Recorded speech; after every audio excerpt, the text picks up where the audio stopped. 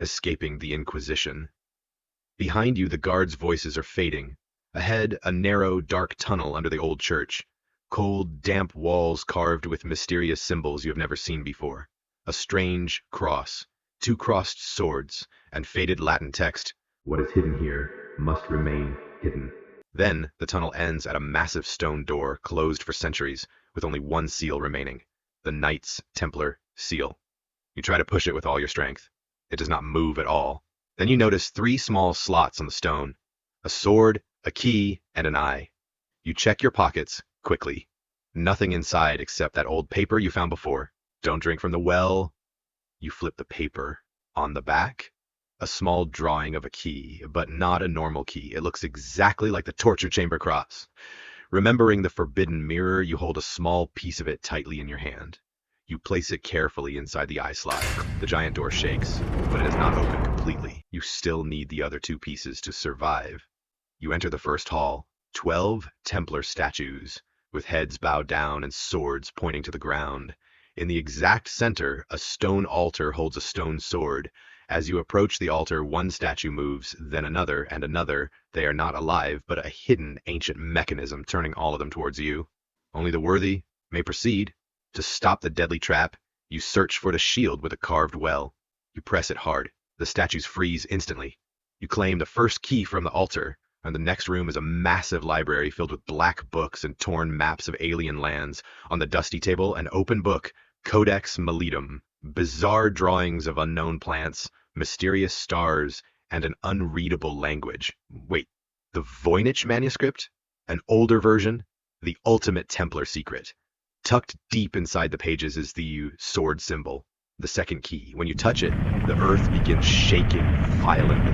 You run into the final room. A giant circular door stands before you. You have two keys. The third keyhole is a solid stone heart. No opening, just a smooth circle reflecting your face, showing your darkest memories. The plague village, the torture chamber.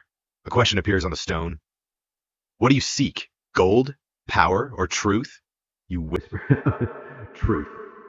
A small slot appears. You place your hand inside. The third key was your heart. The giant door opens slowly, blasting a strange green light. No gold or treasures inside, only a map, not of our world, but of portals and stars. A written line reads, "The green children came through here." Suddenly, a child's voice, a faint laugh. Behind you, the Knights Templar were real, a powerful military order that vanished suddenly, leaving endless theories, hidden treasures, lost science, no solid proof. But secret tunnels exist deep beneath ancient churches.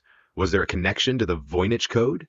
People dancing until death? After escaping the Templar vault, you walk for days, hungry and exhausted, but that strange map is still with you. Then finally, you reach a city where the people here are different. There is no plague, no dead bodies, and no soldiers. Only music. You hear distant drums and see a woman in the middle of the street, dancing alone, slowly. Her movements are bizarre, as if she does not control her body at all. 1 hour passes, then 2 hours, and she is still dancing. The next day, you return to the square and the woman is still there. Her feet are bleeding, but she does not stop. The people are terrified, whispering, "She is cursed, devil is inside her." But suddenly another man begins dancing, then a woman, then a child. In a few hours, more than 20 people are dancing without stopping. It is not a celebration, it is not joy. It is something terrifying. Some scream and some cry, but their bodies just keep moving. Days later, hundreds are dancing and the streets are completely filled with violently moving bodies.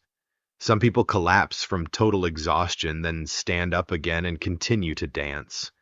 You try to run away, but the main problem is that you are starting to hear the music too, even though nobody is playing. You look down at your feet. Your toes are moving on their own.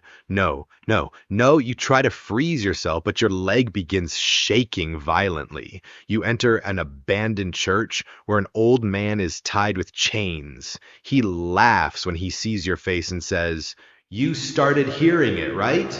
You ask him, "What is happening?"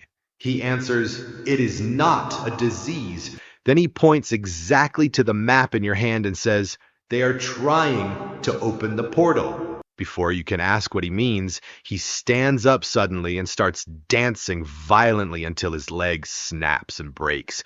But he does not stop. You run out into the main square to a horrific scene you will never forget. Hundreds of people are dancing under the cold rain, some bleeding from their feet, some screaming, and some dead on the ground, while the others keep dancing around the corpses. Then you notice something strange. All of them are circling around a symbol drawn on the ground. It is the exact same symbol from the Templar vault. The drums inside your head are getting louder, your legs are moving, and you are about to join them. Then you remember something, the mirror. You pull out the piece of the forbidden mirror and look into it, and you see the truth. There are no musicians, there's no magic, only terrified people copying each other. One person started, then the fear and panic spread like an infection. You smash the mirror on the ground. Suddenly the sound disappears, but the other dancers are still going. The Dancing Plague of 1518 was a real event that happened in the city of Strasbourg. It started with one woman, then dozens, and eventually hundreds of people joined.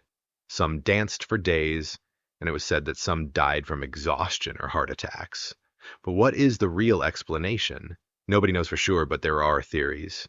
Theory 1 is mass hysteria, the most famous explanation, where fear, extreme stress, and famine made people enter a strange collective state. Theory 2 is ergot poisoning, a fungus that grows on bread and causes hallucinations and spasms. Theory 3 is religious belief, where some thought they were cursed by St. Vitus, so their bodies acted hysterically. But the real question is, how did the dancing spread so fast? And why were the exact same symbols appearing again? You have no time for answers because tonight you will meet two children with green skin. Subscribe for part 3.